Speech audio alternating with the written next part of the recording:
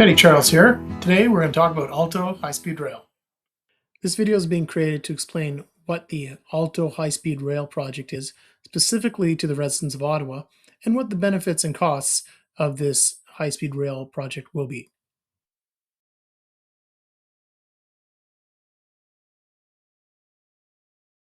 Today, I'm announcing the launch of Alto, the largest infrastructure project in Canadian history. A high-speed rail network between Quebec City and Toronto with stops in Trois-Rivières, Laval, Montreal, Ottawa, and Peterborough. It'll span 1,000 kilometers with 100% electric trains that will reach speeds of 300 kilometers an hour. One big goal of the Alto High Speed Rail project is to decrease travel times between the large cities in the Laurentian corridor. Specifically for Ottawa, that would mean getting from Ottawa to Montreal or Ottawa to Quebec, and then later in stage 2, Ottawa to Toronto, much quicker than current VL rail service, on par with flying times. In stage 1, stations will be built in Ottawa, Laval, and Montreal. Stage 2, additional stations will be built in Peterborough, and at least 1 and possibly 2 stations in the GTA, Greater Toronto Area. Stage 3 will involve stations being built in Trois-Rivières and Quebec City. There is the potential of a station being built in Kingston, as stated by the Minister of Transportation, Steve McKinnon, that would be a preference. The mayors of Smith Falls and Brockville also stated a willingness to have stations in their municipalities, but there is no proof that that is going to happen. Just a disclaimer, I'm trying to make this video as non-partisan as possible. I will put links in the descriptions below as to the supporters, namely the Alto Corporation. You can check out the website, and also positions from some of the opponents. There's a link to investigative lawyer Aaron Durant's Substack for more information. Again, the scope of this video is going to be on the Ottawa area, and we will focus on that in terms of costs and benefits. Some of the benefits stated by the Alto Corporation: faster travel times, increased employments, economic benefits, and reduced carbon emissions from using electric trains instead of gas-powered automobiles. All of those benefits will impact Ottawa in some way.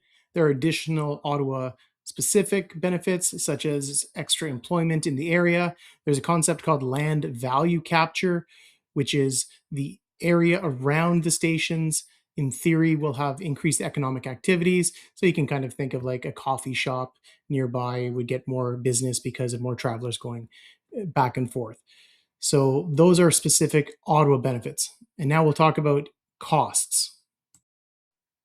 High-speed rail is different than traditional rail tracks.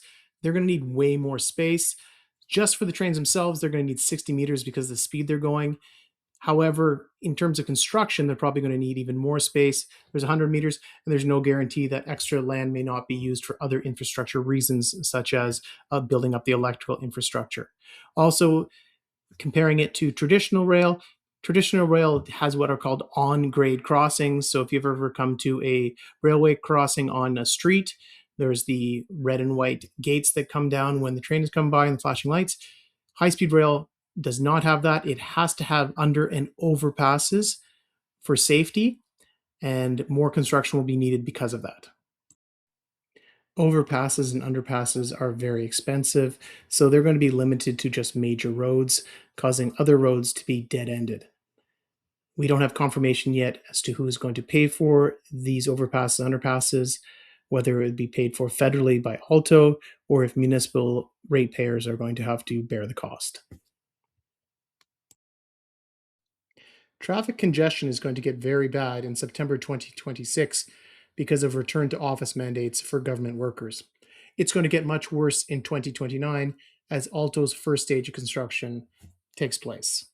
That construction is estimated to take between 7 to 10 years.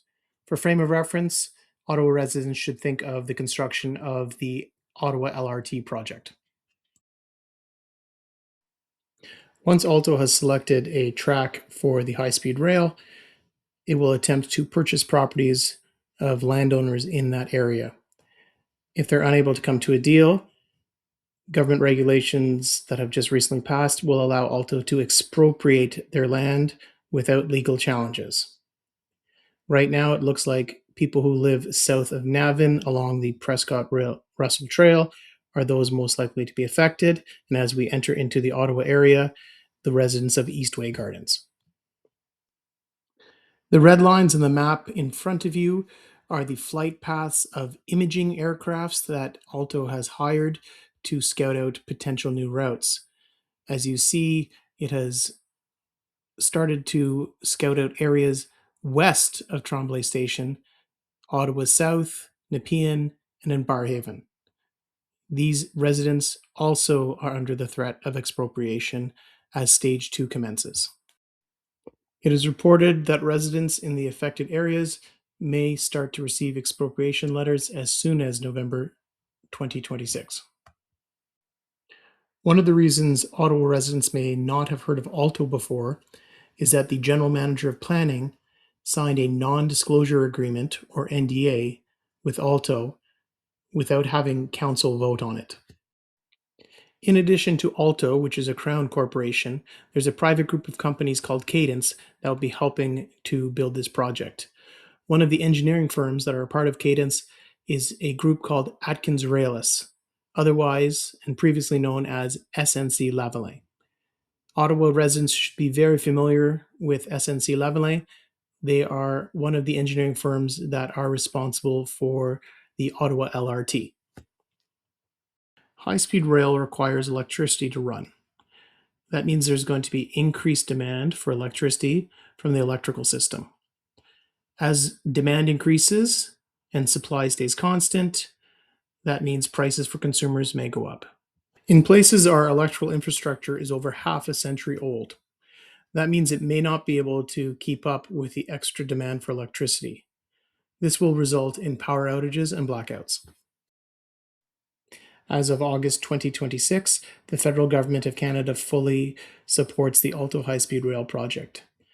Some provincial members of government in both Ontario and Quebec have stated concerns about the project, as have some municipal officials. Mark Sutcliffe is supportive of the Alto High Speed Rail project.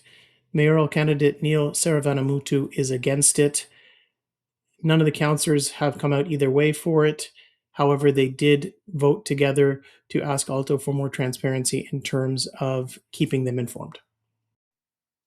Going forward, if you support this project, it's moving ahead. So you can get more information at sources like the actual Alto official site or goalto.ca or the subreddit for Alto High Speed Rail Canada. Municipal elections are coming up in October, so this is the time to ask your city representatives what their opinions are, whether you support it or against it, and what are they going to do to make lives better for residents of the City of Ottawa. In Ontario, contact your MPP and share your position on the Alto High Speed Rail project. If you're in Quebec, an election is coming up, so representatives will be very interested in hearing from you. At the federal level, same thing, contact your MP. Consider joining a riding association for any party to voice your concerns, whether you're pro or against the Alto High Speed Rail project. The Alto High Speed Rail project will be paid for by all Canadians, even those who are not near the high speed rail lines. The City of Ottawa passed a motion asking for increased transparency and accountability in terms of this project. Regardless of your position on Alto High Speed Rail, transparency and accountability should be mandatory for all major infrastructure projects and all levels of government. Your vote is really important, so make it matter and make sure you make your vote count. Please feel free to add a comment or ask a question in the comment section. Thanks for watching.